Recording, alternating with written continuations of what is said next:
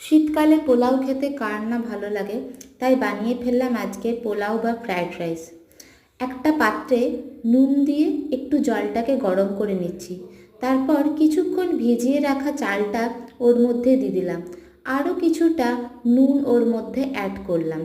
এরপরে দেখতে পাচ্ছ ভাতটা বেশ সেদ্ধ হচ্ছে আর বেশ ফুটে উঠেছে। ফুটে ওঠার পরে অন্য একটি পাত্রে আমি কেটে রাখা ভেজিটেবলগুলো মিক্সড করলাম, একটু লাল লাল করে ভেজে নিলাম। ওর মধ্যে একটু নুনও দিয়ে দিলাম। এরপরে যেটা করব সেটা হলো একটু কাজু কিশমিশও ওর মধ্যে দিয়ে দেবো। এরপরে আমরা দেখবো ভাতটা হয়েছে কি না।